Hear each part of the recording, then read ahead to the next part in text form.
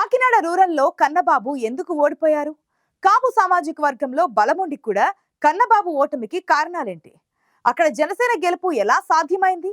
Prajarajyam YCP నుంచి 2 సార్లు అసెంబ్లీలోకి అడుగుపెట్టిన కన్నబాబు ఈసారి ఎందుకు మ్యాజిక్ చేయలేకపోయారు? కాకినాడ రూరల్లో రాజకీయ పరిణామాలు ఎలా మారాయి? సమీకరణాలు ఎలా ఉండబోతున్నాయి?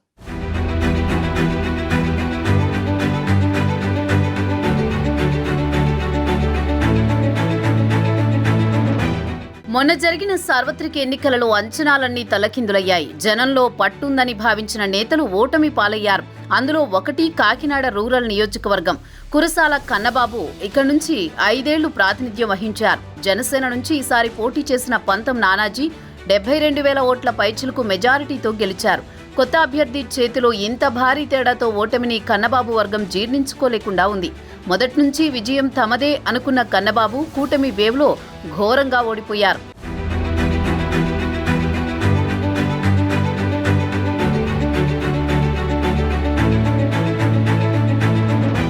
2019లో వైసీపీ నుంచి పోటీ చేసి గెలిచిన కురసాల కన్నబాబు వాస్తవానికి 2009లో ప్రజారాజ్యం పార్టీ నుంచి మొదటిసారి ఎమ్మెల్యేగా గెలిచారు.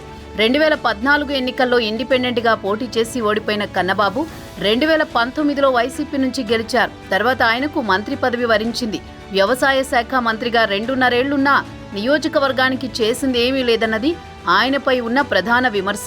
సమయ పాలన లేకపోవడం, పార్టీలో తలెత్తిన విభేదాలు తన దృష్టికొచ్చినా పరిష్కరించకపోవడం కన్నబాబు ఓటమికి ఓ కారణంగా నియోజకవర్గంలో చర్చ నడుస్తోంది.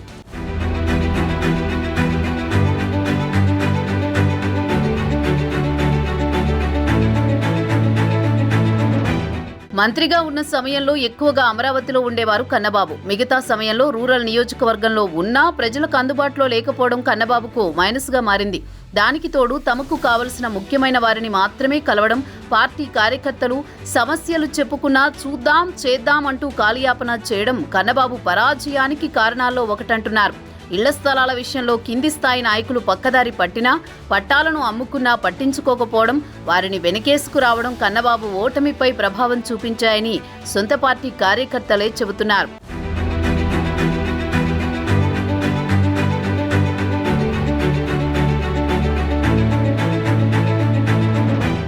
కాకినాడ రూరల్లో పంతం నానాజీ గెలుపు జనసేన పవన్ కళ్యాణ్ వల్లే సాధ్యమైంది. కన్నబాబుపై పెరిగిన వ్యతిరేకత నానాజీకి కలిసొచ్చింది. పిఠాపురంలో పవన్ కళ్యాణ్ పోటీ చేయడం కాకినాడ రూరల్ పక్క నియోజకవర్గమే కావడంతో ఆ ప్రభావం జనసేన మీద పడి భారీ మెజారిటీతో గెలుపొందారు నానాజీ.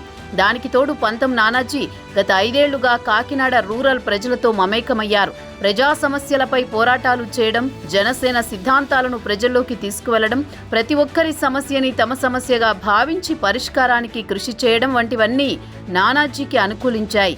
ప్రత్యర్థిని తక్కువ అంచనా వేసి కాకినాడ రూరల్లో ఓటమిని కొని తెచ్చుకున్నారు కురసాల కన్నబాబు.